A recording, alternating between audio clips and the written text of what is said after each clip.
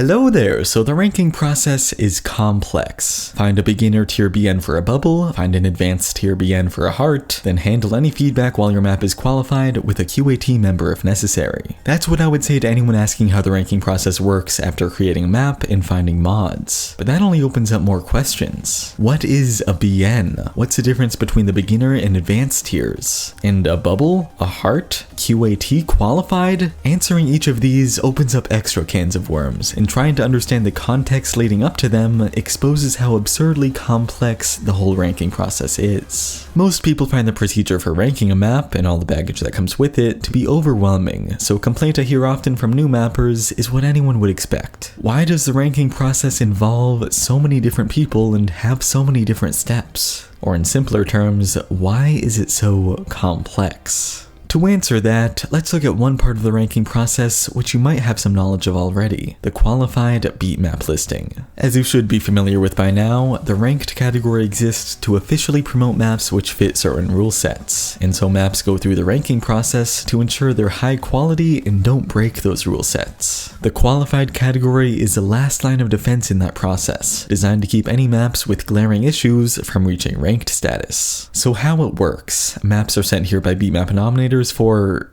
around 1 week, where they're given more widespread exposure than at any other point in the ranking process. Players can set temporary scores on them, meaning there's a fair amount of eyes checking out qualified maps. In that week, if someone finds an issue with any of the listed maps, they can report it to the QA for disqualification. If there's nothing worth addressing, on the other hand, the map is automatically transferred to the ranked category after that week is over, where it's supposed to be permanently ranked. That's a basic rundown of the current qualified section. Disqualification could lead us down a whole nother road, so I won't really go in depth with that just yet, but there were a few things specifically about qualified maps that seemed a bit weird. Why are maps qualified for around 1 week, not exactly one? Why are scores on qualified maps temporary? And what do I mean by supposed to be permanently ranked? Well, we need to go back a few years to fully understand the reasons behind each of those. The core concepts behind the qualified map category first showed themselves in August 2013, when the stance on unranking beatmaps changed among higher-ups and past generation beatmap nominators. Previously, a map being removed from the ranked category was treated as a tragedy, but from this point on, the attitude was flipped. Unranking a map could lead to improvement, and so it was more so encouraged. If a past generation beatmap nominator found an issue with a map within a week of its ranking, they could unrank it and address that issue.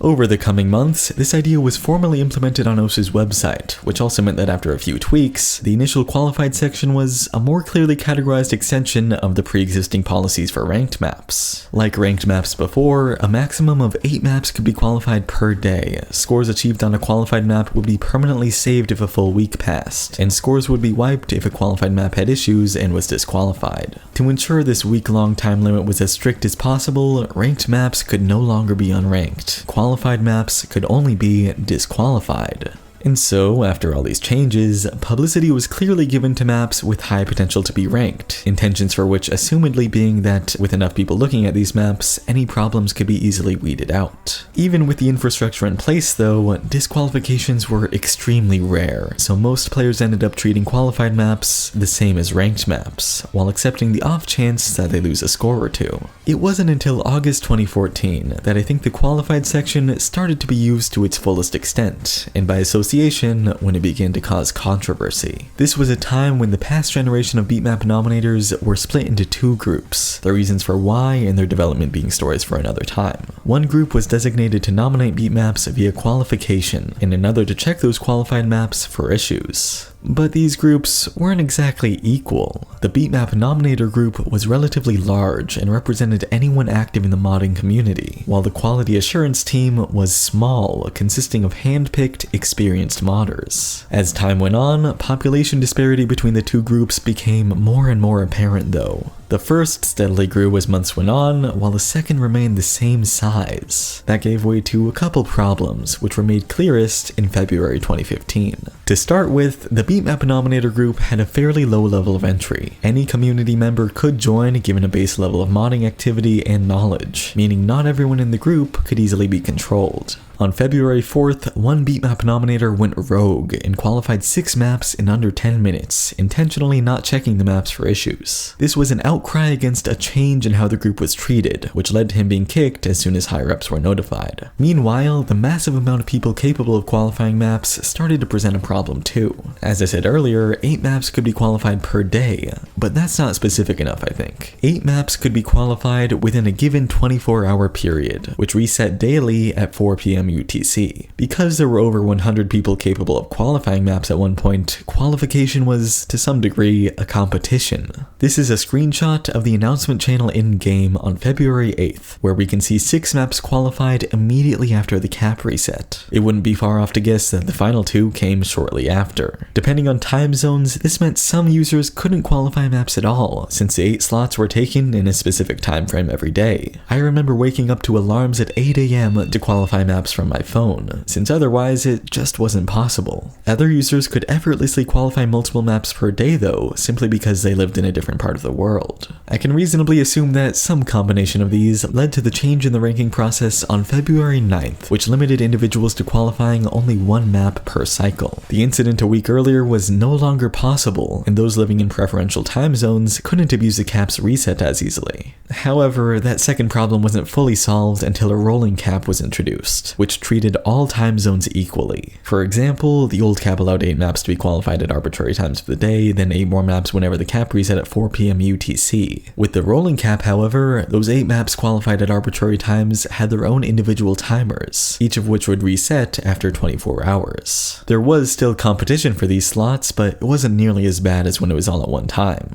Later though, this changed to be even more convenient for beatmap nominators. The 8 map limit was lowered to 6, which does sound bad, but the qualification cap was also adjusted to be a ranking cap. Any number of maps could be qualified, but only 6 would be moved to rank per day. Competition for qualifications was completely irrelevant now, which I definitely appreciated, even if it may not have been the main purpose for these changes. But this was also what led to that first point of confusion. Why are maps qualified for around 1 week? Under this new system, if, say, 7 maps are qualified in 1 day, only 6 of them would reach rank status 1 week later. The 7th would wait until the next day for qualification, meaning it would be qualified for slightly more than a week. This rarely affects maps now at all, given less maps are being qualified than in the chaotic past, but it has delayed some maps by a few days occasionally.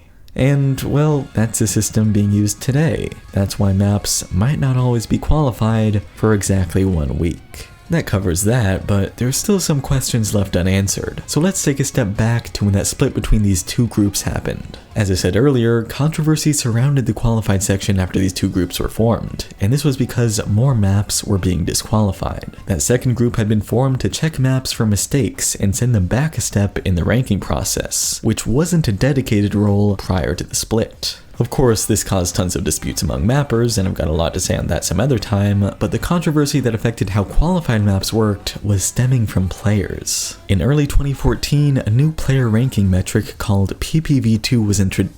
Well, hold on. This is a topic that's been beaten to death, so I'll keep it brief. Players gradually grew more fascinated with high PP scores, so maps providing the most PP for their difficulty gained popularity, and mappers took advantage of this by designing maps accordingly. The newest qualified maps provided players with opportunities for their highest scores yet, and so when a highly rewarding map was disqualified, outrage ensued. In an environment designed for quality control was discouraged by the community because it led to a loss of PP. Nearly every difficult map's map thread after a disqualification looked the same. A QA member would bring up quality issues of some kind, then players would storm in with complaints about how the disqualification was unjustified and they shouldn't have lost their scores. The maps themselves were irrelevant, and all that mattered was the PP, which ultimately went against the whole point of the qualified category. If a map had problems, players wouldn't want to address them because their scores would be deleted upon disqualification. However, if they just ignored the issues and let the map pass on to the ranked section, their scores would remain. Scores were more important than maps to players, while the QAT went directly against that. This contradiction of mindsets between players and the QAT only ramped up until it reached a breaking point on August 24th, 2015. One of the most dramatic community outcries against the disqualification occurred at this time, soon after which the qualified category underwent major changes for players. The qualified category was no longer just a 7-day extension of the ranked category. Qualified maps stopped rewarding a player PP, and and any scores achieved on them would be removed regardless of whether a map was disqualified or passed through to the ranked section. Even more measures were taken to ensure players understood the severity of this change, and the qualified section has functioned in the same fashion up through today. Scores on qualified maps are temporary because of widespread reactions to disqualification. That being said, a good portion of players transferred all their attention to the ranked category and no longer cared to play qualified maps. I wouldn't say this was ideal, considering the intended effect of getting full community input on a qualified map, but that wasn't happening in the first place with scores to worry about anyway, making the lower number of qualified map players the best alternative. So now that PP was irrelevant for qualified maps, score removal was no longer a concern for anyone. No more counterproductive complaints, finally.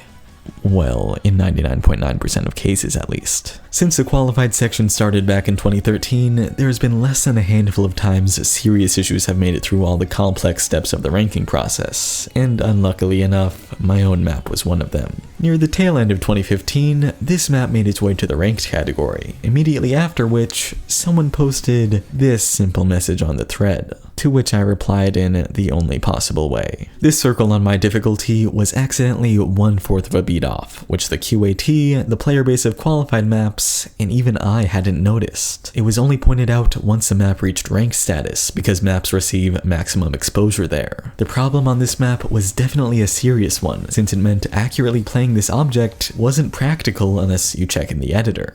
And so, a ranked map was unranked. This was done so by the higher-ups only a few hours after the map reached rank status, so it's not like it was a huge deal, but it still went against what the ranked category was meant to permanently save: a player's scores. It doesn't help that the top 3 difficulties on this set were exactly what players desired: high star rating maps which allowed for impressive PP earnings. Even though it was a mistake deserving of correction, backlash was still apparent, both because of the score losses, but also this time because it went against the fundamental design of the ranking process. Unranking a map is something that nobody wants to happen. A map ideally should never make it through the ranking process with an error or anything like this. It may seem like something insignificant since it's only one object, but the ranking process exists to make sure this never happens. And in turn, that's also a part of why the ranking process is so complex. I've only talked about one part of the ranking process here, but there's far more that actually controls the quality of maps behind the scenes that the qualified section alone couldn't possibly manage. There is multiple steps and multiple procedures controlling the effectiveness of those steps everywhere along the way in the ranking process, each of which has its own purpose and has undergone tons of changes to be as productive as possible. The ranking process and its history can be overwhelming,